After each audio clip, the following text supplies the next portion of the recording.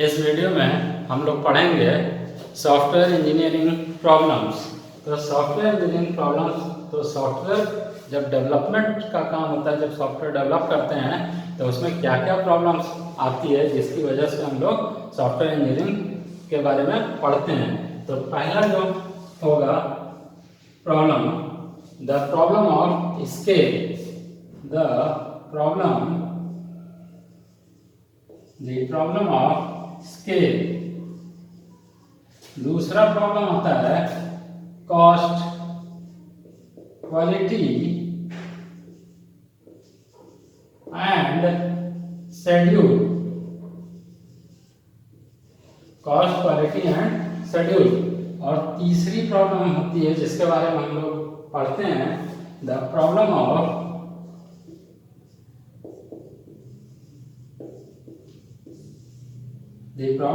Consistency. तो ये तीन प्रॉब्लम, मेजर प्रॉब्लम जिसको हम लोग फेस करते थे, जिसकी वजह से सॉफ्टवेयर इंजीनियरिंग को पढ़ने की बात आई। अगर इनको फॉलो करते हैं तो ये देखिए प्रॉब्लम्स क्या क्या हैं। The problem of scale, cost, quality and schedule के बारे में। तीसरा है द प्रॉब्लम ऑफ कंसिस्टेंसी। तो हम लोग एक एक करके इसके बारे में डिस्कस करेंगे। तो फर्स्ट वन क्या है कि द प्रॉब्लम ऑफ स्केल। तो द प्रॉब्लम ऑफ स्केल में हम लोग ये देखते हैं कि ये प्रॉब्लम क्या है। तो अब इसमें क्या है कि अगर हम लोग कोई सॉफ्टवेयर को डेवलप कर रहे हैं, छोटा प्रोडक्ट अगर है, प्रोजेक्ट छोटा है, जैसे 100 लाइन, 100 ऑफ लाइन्स हैं, अगर हम उसी को बड़े पैमाने पर उसको इम्प्लीमेंट करना चाहें हजारों लाखों लाइन में, तब ये आसान काम नहीं है। छोटे प्रोजेक्ट को हम लोग किसी तरह से बना सकते हैं, जैसे पेरोल सिस्टम का, तो बैठ के हफ्ते भर में बना लेते हैं। लेकिन उसी को अगर हम बड़े पैमाने पर एनहांस करें, उसको एक्सटेंड करें, तब इसमें प्रॉब्लम आती है। तो अब देखिए, जैसे इसका एक डायग्राम मान लीजिए कि ये स्मॉल प्रोजेक्ट है, स्मॉल प्रोजेक्ट। तो जब हम स्मॉल प्रोजेक्ट है तो इसे हम इनफॉर्मल वे में किसी तरह से बना देंगे। तो ये जो अप्रोच होगा इनफॉर्मल अप्रोच होगा। ये इनफॉर्मल ये, लेकिन जब इसी को हम लोग को बड़े प्रोजेक्ट में हमें काम करना होगा, सपोज ये किसी पेरोल सिस्टम है या एक पार्ट उसे यूनिवर्सिटी लेवल पर हमें अपग्रेड करना होगा, इम्प्लीमेंट करना होगा, तो वो पॉसिबल नहीं है। ये बहुत टफ काम है, तो इसे हम एक्सटेंड नहीं कर सकते हैं लार्ज प्रोजेक्ट में। और जब बड़े प्रोजेक्ट को हम लोग बनाते हैं तो छोटा तो इनफॉर्मल है, किसी तरह से बना लिए, लेकिन जब बड़े प्रोजेक्ट को हम लोग बनाने की बात करते हैं तो वो फॉर्मल अप्रोच होता है।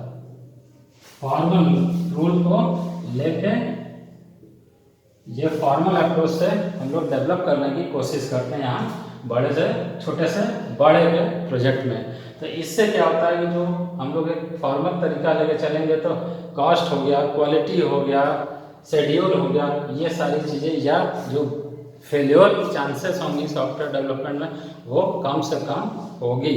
तो हम लोग बड़े प्रोजेक्ट को हमेशा ये फॉर्मल अप्रोच लेकर डेवलप करेंगे, छोटे से बड़े में हम लोग नहीं कर पा रहे हैं। इसलिए हम लोग को ये एक प्रॉब्लम था जिसको सॉफ्टवेयर इंजीनियरिंग को पढ़ने पे हम लोग एक सिस्टमेटिक वे से बना के इस समस्या को, इस प्रॉब्लम को हम लोग मिनिमाइज कर सकते हैं।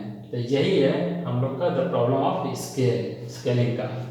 दूसरा जो हम लोग के पास प्रॉब्लम है कॉस्ट, क्वालिटी और शेड्यूल, जो सबसे ज़्यादा इसमें आता है बात कि कॉस्ट, क्वालिटी और शेड्यूल की। Cost, quality and schedule. तो कॉस्ट, क्वालिटी और शेड्यूल के बारे में अगर हम बात करें तो कॉस्ट, तो सॉफ्टवेयर डेवलपमेंट में अगर एक ही प्रोडक्ट को हम अलग अलग जगहों पर बना रहे हैं तो उनका निश्चित एक कॉस्ट अलग अलग लोग डिफाइन करते हैं, अलग अलग बताते हैं। तो कॉस्ट को किस तरह से मिनिमाइज किया जाए उस डेवलपमेंट में, तो ये हम लोग का एक प्रॉब्लम था। तो उसको हम लोग कैसे कम से कम किया जा सकता है, ये बात हम लोग डिस्कस करेंगे। क्वालिटी, तो सॉफ्टवेयर क्वालिटी को हम लोग कैसे अच्छे क्वालिटी का सॉफ्टवेयर बना सकते हैं, ये क्वालिटी में हम लोग आएंगे। शेड्यूल का मतलब हो रहा है कि हम लोग ऐसा नहीं है कि डेवलपमेंट में ज़्यादा से ज़्यादा समय ले लें, तो अगर हम लोग फॉर्मल अप्रोच लेके चलेंगे, एक सिस्टमेटिक अप्रोच से बनाएंगे, तो हम लोग का जो शेड्यूल होगा यही होगा कि कम से कम होना चाहिए। तो इसमें ये चीज़ें हैं, कॉस्ट लो होना चाहिए, क्वालिटी हाई होनी चाहिए और शेड्यूल भी कम होना चाहिए, कम से कम शेड्यूल होना चाहिए। तो ये हम लोग का सॉफ्टवेयर इंजीनियरिंग का एक प्रॉब्लम था, तो इसे हम लोग देखते हैं वन बाय वन। तो सबसे पहले हम लोग कॉस्ट के बारे में देखेंगे। तो कॉस्ट में क्या होता है, ये सिर्फ कॉस्ट का मतलब ये नहीं होता है यहाँ पे कि जो डेवलपमेंट का है, तो कॉस्ट किसके ऊपर डिफाइन होता है, हार्डवेयर जो उसमें यूज में आता है, सॉफ्टवेयर एंड जो काम करने वाले होते हैं, जो डेवलपर होते हैं, पर्सन्स या डेवलपर्स, उनका इस्तेमाल होता है। Developers means analysis, design, coding, testing, हर काम के लिए जो उसमें इस्तेमाल होते हैं। इन तीनों के कॉस्ट को हम लोग, जो काम करने वाले जो सॉफ्टवेयर इंजीनियर डेवलपर हैं, उनको हम पर्सन पर मंथ में हम लोग कैलकुलेट करते हैं। उनके जो रेम्यूनरेशन होता है, जो उनका कॉस्ट होता है, हम लोग उसको पर्सन पर मंथ में। तो इन तीनों का जो कॉस्ट होगा कि हार्डवेयर, कौन कौन सा हार्डवेयर इस्तेमाल कर रहे हैं, किस टाइप के आर्किटेक्चर पर हम लोग सॉफ्टवेयर डेवलपमेंट का काम कर रहे हैं, कितना उसमें इस्तेमाल होगा। सॉफ्टवेयर, तो जो सॉफ्टवेयर हम लोग एप्लीकेशन सॉफ्टवेयर बना रहे हैं, तो कौन कौन सा सॉफ्टवेयर का इस्तेमाल उसके अंदर होगा, किस प्लेटफॉर्म पर कौन सा ऑपरेटिंग सिस्टम है, ये सारी चीज़ें सॉफ्टवेयर के बारे में। कितने लोग काम कर रहे हैं उस पर, कितने लोग कौन कौन सा काम कर रहे हैं, तो वो सारी चीज़ें का कॉस्ट हम निकाल लेते हैं और ऐड कर लेंगे, तो ये हम लोग कॉस्ट मेज़र कर लेते हैं। तो इस तरह से कॉस्ट को मेज़र करने के लिए हम लोग कभी पढ़ेंगे, एक होता है कोकोमो मॉडल, जिसमें हम लोग पढ़ेंगे जैसे कोकोमो मॉडल। इसके थ्रू हम लोग ओवरऑल कॉस्ट को मेज़र करते हैं कि किस तरह कितना कॉस्ट आएगा। तो ये कॉस्ट से रिलेटेड है, और कॉस्ट इतना होना चाहिए कि कैसे हम लोग का कॉस्ट लो होगा, लो कॉस्ट आना चाहिए, कम से कम कॉस्ट हम लोग अचीव करें। ये कॉस्ट से रिलेटेड है। अगला पॉइंट है कि शेड्यूल, क्वालिटी है, उस पर हम लोग चर्चा करते हैं। शेड्यूल, अब शेड्यूल को मेज़र करते हैं कि किसी भी डेवलपमेंट के लिए सॉफ्टवेयर को जब बनाते हैं, तो शेड्यूल हमारा मिनिमम होना चाहिए। ऐसा नहीं कि हम लोगों ने सॉफ्टवेयर ले लिया और बहुत दिन तक बनाते चले जा रहे हैं और समय के साथ रिक्वायरमेंट उसका बदलता जा रहा है। जितना डिले करेंगे, जितना टाइम लगेगा, तो उतना ही ज़्यादा कॉस्ट बढ़ता चला जाएगा। तो कोशिश ये होगा कि शेड्यूल कम से कम होने चाहिए, मतलब कॉस्ट भी कम होना चाहिए, शेड्यूल भी हमारा कम से कम होना चाहिए। तो ये शेड्यूल, तो शेड्यूल को हम लोग मेज़र करते हैं एफर्ट से। जो वर्क करते हैं, जो पीपल्स होते हैं, उनके एफर्ट को हम लोग मेज़र कर लेते हैं। कितना प्रोडक्ट है, फिर कितना किलो लाइन ऑफ कोड है, मतलब साइज ऑफ द प्रोजेक्ट हम पहले मेज़र करते हैं।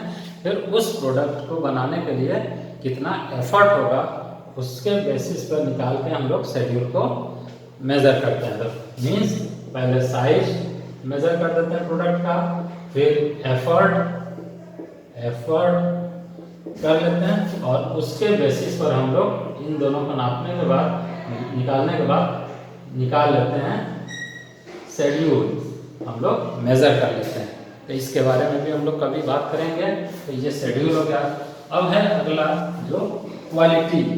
तो क्वालिटी में कैसे, क्या क्या क्वालिटी होता है सॉफ्टवेयर का, तो सॉफ्टवेयर की क्वालिटी हम लोग कैसे मेज़र करते हैं। तो क्वालिटी ऑफ सॉफ्टवेयर प्रोडक्ट्स,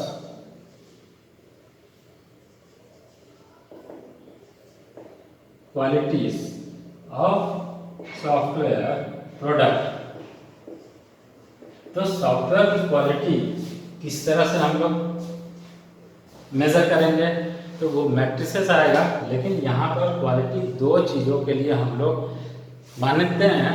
एक तो जो क्वालिटी होगा यूज़र के एंड से और दूसरा जो क्वालिटी होगा वो डेवलपर के एंड से। तो यूज़र को जो क्वालिटी चाहिए वो रिलायबिलिटी चाहिए और यूज़र फ्रेंडली, कितना अच्छे से हम उसको ऑपरेट कर सकते हैं। और डेवलपर के एंड से क्या चाहिए, डेवलपर को क्या चाहिए, डेवलपर को चाहिए इजीली हम मेंटेन करें, पोर्टेबिलिटी हो, एक स्थान से दूसरे स्थान आसानी से ले जाएं, दूसरा एक्सटेंसिबल हो, मीन्स उसमें कोई फीचर्स अगर ऐड करना है तो आसानी से ऐड कर सकते हैं। तो देखिए पहला, user wants software product to be reliable, software to be reliable and देखिए यहाँ पर ये ध्यान रखने के लिए रिलायबल का मतलब होता है करेक्टनेस से, and user friendly means user के एंड से, यूजर के पॉइंट ऑफ व्यू से क्या होता है सॉफ्टवेयर कि रिलायबल होना चाहिए, उस पर भरोसा कर सकते हैं, करेक्ट हो और क्लियर हो, रिलायबल और यूजर फ्रेंडली का मतलब आसानी से उसके ऑपरेशन के बारे में हम लोग समझ सकें। ये नहीं कि अगर सॉफ्टवेयर बना दिया है तो समझ में नहीं आ रहा कैसे उसको ऑपरेट करेंगे। फिर दूसरा चीज ये हो रहा है कि डेवलपर को क्या चाहिए सॉफ्टवेयर के क्वालिटी से रिलेटेड, तो developer wants software product to be maintainable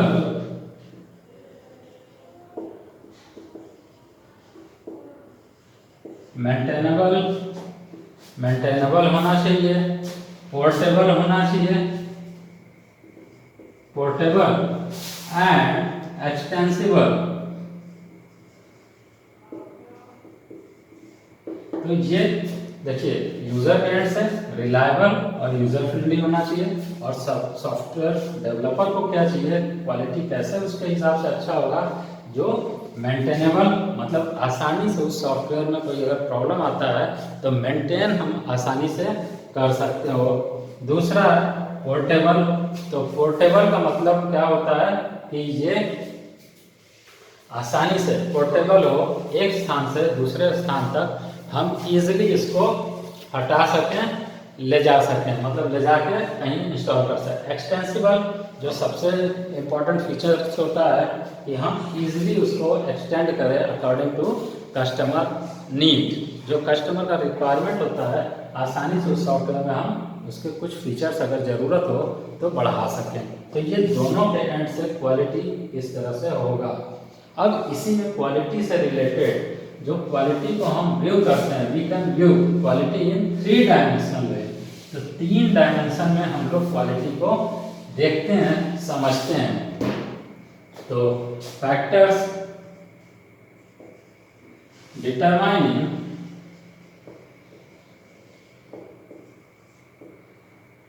software quality,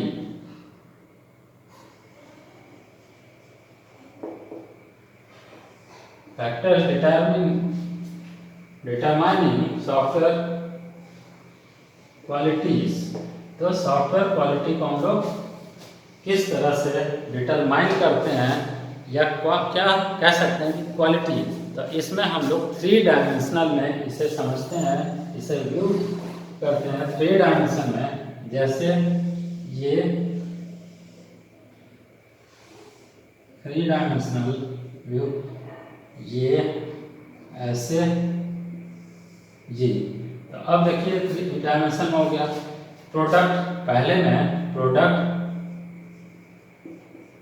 revision, ये यहाँ पर लिख दें प्रोडक्ट ऑपरेशन, फिर यहाँ प्रोडक्ट रिवीजन, और इधर है प्रोडक्ट ट्रांजिशन। तो software quality can be viewed in 3 dimensional way. तो फर्स्ट क्या है, प्रोडक्ट ऑपरेशन, कि किस तरह से प्रोडक्ट को ऑपरेट करेंगे। यूजर फ्रेंडली होना चाहिए, करेक्ट होना चाहिए, क्लियर होना चाहिए, एफिशिएंट होना चाहिए, इंटीग्रिटी, यूजेबिलिटी, ये सब यहाँ पर होनी चाहिए। प्रोडक्ट ट्रांजिशन में क्या होगा कि जब हम प्रोडक्ट को ट्रांसमिट करेंगे, देंगे, तो क्या क्या उसके प्रॉपर्टी होना चाहिए, फीचर्स होना चाहिए, जैसा कि हम लोग पढ़े हैं उसमें कि डेवलपर के एंड से ट्रांसमिट करेगा। और प्रोडक्ट को रिवीजन जब हम इंस्टॉल कर देंगे, दे देंगे, डिलीवर कर देंगे, तो क्या क्या फीचर होने चाहिए। तो अब देखिए, जो प्रोडक्ट ऑपरेशन होना चाहिए, तो ऑपरेशन में क्या क्या होना चाहिए। पहला होना चाहिए करेक्टनेस,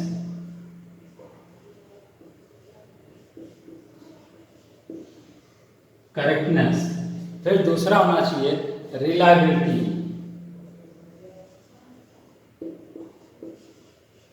रिलायबिलिटी। तीसरा होना चाहिए एफिशिएंसी,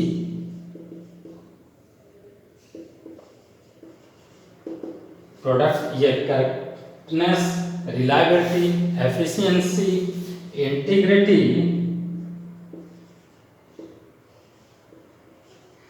इंटीग्रिटी और यूजेबिलिटी, यूजेबिलिटी, ये है प्रोडक्ट ऑपरेशन के बारे में। और इसी तरीके से जब हम ट्रांसमिट करेंगे तो क्या क्या पॉइंट्स होगा, पोर्टेबिलिटी,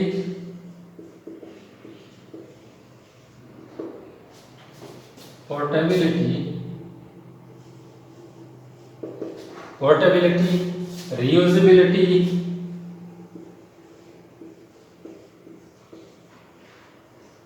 फिर इंटरऑपरेटिबिलिटी।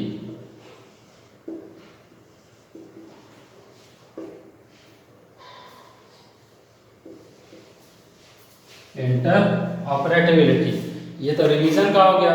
अब हमारा इधर आ जाए, अगर प्रोडक्ट रिवीजन में मेंटेनेबिलिटी,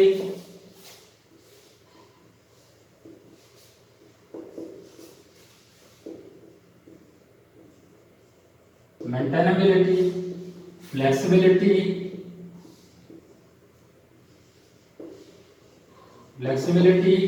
और टेस्टेबिलिटी।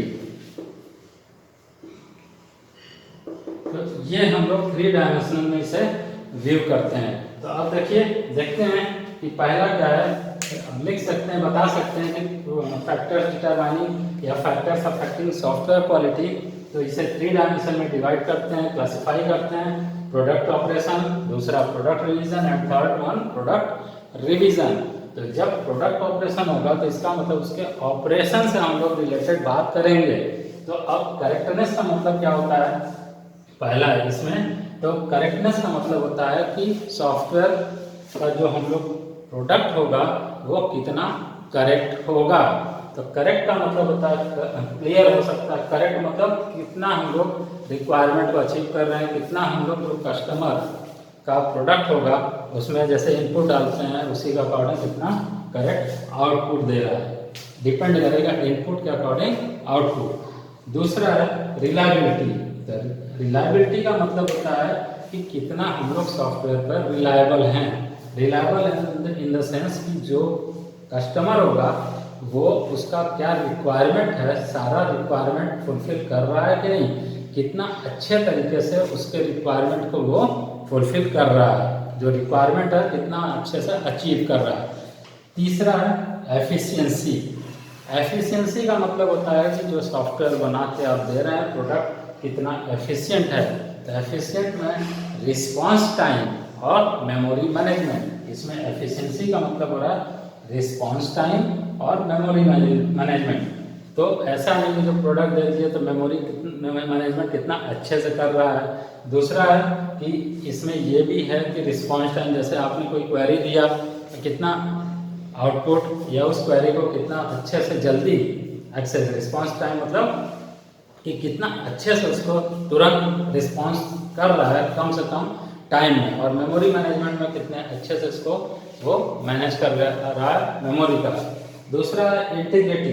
तो इंटीग्रिटी का मतलब होता है कि करेक्टनेस और क्लैरिटी से, करेक्टनेस और क्लियरिटी। तो करेक्ट कितना है सॉफ्टवेयर इनपुट दे रहा है उसके रिस्पेक्ट में आउटपुट, और क्लियर कितना है, क्लियर इन द सेंस देखे होंगे कि सॉफ्टवेयर में पता लगा नाम है, बिल है, तो कहीं नाम प्रिंट कर दे रहा है, कहीं पर अमाउंट प्रिंट कर दे रहा है, कहीं एड्रेस कर दे रहा है, कहीं फ़ोन नंबर, तो क्लियर नहीं हो रहा है। तो करेक्ट और क्लियर मेन चीज़ें हैं कि जो कस्टमर का नीड है, जो रिक्वायरमेंट है, उसके अकॉर्डिंग वो कितना करेक्ट और क्लियर है।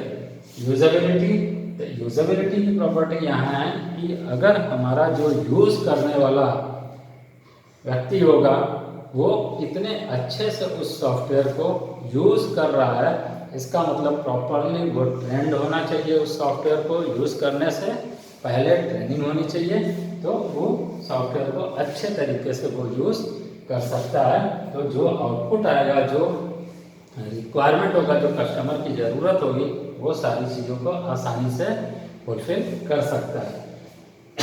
अब प्रोडक्ट ऑपरेशन के बाद आता है प्रोडक्ट ट्रांजिशन। तो ट्रांजिट करना है मतलब प्रोडक्ट को उसको हैंड ओवर करना है। तो जब हैंड ओवर करोगे तो ये देखो डेवलपर के एंड से आ गया, जैसे दो पॉइंट बताए थे, पोर्टेबिलिटी, रीयूजेबिलिटी, इंटरऑपरेटेबिलिटी। तो यहाँ पर पोर्टेबिलिटी का जो यहाँ पर दिया, पोर्टेबिलिटी का मतलब होता है कि एक स्थान से दूसरे स्थान तक टू एंड फ्रो कितना हम इजीली उस प्रोडक्ट को ले जा सकते हो और ज़रूरत हो ला सकते हैं। तो ये पोर्टेबिलिटी, कितना इजीली कैरी कर सकते हैं from one place to another, that is portability. Reusability का मतलब होता है कि कभी जैसे एक्सटेंसिबल की बात आती है, पीछे अभी बताया गया, तो एक्सटेंसिबल मतलब रीयूजेबिलिटी। अगर किसी कोड को बना लिए, ज़रूरत होगा उसमें कुछ फीचर्स ऐड करना हो, कुछ फीचर्स को डिलीट करना हो, यहाँ पर रीयूजेबिलिटी कोड को रीयूज कर लेते हैं। जैसे इनहेरिटेंस होता है ऑब्जेक्ट ओरिएंटेड में, कि एक बार कोई सॉफ्टवेयर हम लोगों ने बना लिया, उसके फीचर को इनहेरिट करके कुछ एडिशनल हम लोग उसमें ऐड कर लेते हैं, दैट इज रीयूजेबिलिटी। जैसे फंक्शन हम लोग कहीं बना लेते हैं, कहीं क्लास बना लेते हैं, उसके फीचर को बार बार हम लोग इस्तेमाल में ला लें, दैट इज रीयूजेबिलिटी। इंटरऑपरेटेबिलिटी, जब हम हैंडओवर करेंगे तो इंटरऑपरेटेबिलिटी जब मोर देन वन कंप्यूटर हो, या किस तरह से जैसे सर्वर हो, कई कंप्यूटर्स हों, तो वो आपस में किस तरह से एक दूसरे से वर्क कर रहे हैं, ऑपरेट कर रहे हैं, अच्छे तरीके से ऑपरेट हो रहे हैं, दैट इज इंटरऑपरेटेबिलिटी। अब ट्रांजिट करने के बाद, यहाँ ऑपरेशन का हो गया, ट्रांजिशन करने के बाद और रिवीजन की बात आती है कि प्रोडक्ट को रिवाइज करते हैं, तो रिवाइज कैसे करेंगे। अब मेंटेनेंस की बात आती है, तो मेंटेनेबिलिटी, कि अगर प्रोडक्ट में कोई खामी आ जाती है, कोई प्रॉब्लम्स आ जाता है, तो हम उसको किस तरीके से मेंटेन करते हैं, ये मेंटेनेंस के काम के लिए इस्तेमाल होता है, that is maintainability. Flexibility means किसी भी एनवायरनमेंट में फ्लेक्सिबिलिटी कहिए, रोबस्टनेस कहिए, तो किसी भी एनवायरनमेंट में या किसी भी सॉफ्टवेयर पर वो प्रॉपरली रन करे। जैसे विंडो हो गया, डॉस हो गया, कुछ रैम ज़्यादा है, कम है, इस तरह से वो फ्लेक्सिबल हो किसी भी एनवायरनमेंट के ऊपर प्रॉपरली रन करने के लिए। अगला है टेस्टेबिलिटी, मीन्स टेस्टेबिलिटी की टेस्टिंग यूज़र के एंड से, ये डेवलपर के एंड से अगर वो सॉफ्टवेयर है तो उसको टेस्ट कर रहे हैं, वो आसानी से टेस्टिंग के काम को यहाँ पर देखता है कि किस तरह से इनपुट हो रहा है, आउटपुट है, तो ये टेस्टिंग का, तो कई तरीके का टेस्टिंग है, ये सारी चीज़ें हम लोग देखेंगे आगे। तो ये प्रॉपर्टी है टेस्टेबिलिटी। तो ये हम लोग जो क्वालिटी है सॉफ्टवेयर का, उसे हम लोग व्यू करते हैं, we can view the quality of the software in 3 dimensional way. ये होता है इस तरह से 3 डायमेंशन में। तो अब इसमें देखा प्रॉब्लम्स में तो 3 फैक्टर था। पहला था प्रॉब्लम ऑफ स्केल, दूसरा था cost, quality and schedule. Cost देखा, शेड्यूल देखा। कॉस्ट हाई होना चाहिए, मीन्स इस तरह से कॉस्ट हाई, ये लो होना चाहिए, कॉस्ट को ये लो होना चाहिए कॉस्ट। क्वालिटी हाई होना चाहिए, और शेड्यूल ये लो होना चाहिए, ये लो होना चाहिए, हाई होना चाहिए और ये भी लो होना चाहिए। इस चीज़ को हम लोग देखते हैं। तो ऐसे हम लोग इसके बारे में स्टडी करेंगे। जो तीसरा फैक्टर था, पहला प्रॉब्लम ऑफ स्केल, दूसरा था cost, quality and schedule, and the third one is the problem of consistency. तो third, the problem of consistency। तो ऐसे ये कंसिस्टेंसी के बारे में बात कर लेंगे। तो कंसिस्टेंसी ये भी एक सॉफ्टवेयर इंडस्ट्री में सबसे बड़ा प्रॉब्लम है कि कंसिस्टेंसी मींस रिक्वायरमेंट, जो कस्टमर का रिक्वायरमेंट है वो कंसिस्टेंट नहीं है। अगर आपने, इसीलिए कहा गया है, जो प्रिंसिपल है सॉफ्टवेयर इंजीनियरिंग का, जितना जल्दी हो सके सॉफ्टवेयर कस्टमर को हैंडओवर कर देना चाहिए, और कस्टमर के और डेवलपर के बीच में वो ब्रिजिंग का काम करता है, हमेशा उससे कांटेक्ट में रहना चाहिए। तो हम लोग चाहते हैं कि जितना जल्दी हैंडओवर करें। अगर जितना आप डिले करेंगे तो इसका मतलब वो रिक्वायरमेंट उसका चेंज होता रहेगा, और एक बार रिक्वायरमेंट कस्टमर का चेंज होना शुरू हो जाएगा, जितना डिले करेंगे चेंज होता रहेगा, तो उस केस में आपका जो कॉस्ट, क्वालिटी और शेड्यूल इसके पहले पढ़े हैं वो सारा का सारा हम लोग अचीव नहीं करेंगे।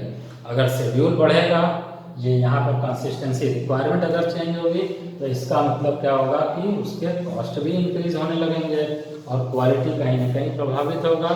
फिर जो टाइम आपने लेके चला है, उस टाइम शेड्यूल पे हम लोग उसको सॉफ्टवेयर को कंप्लीट नहीं कर पाएंगे। ये एक सबसे बड़ा प्रॉब्लम है, द प्रॉब्लम ऑफ कंसिस्टेंसी।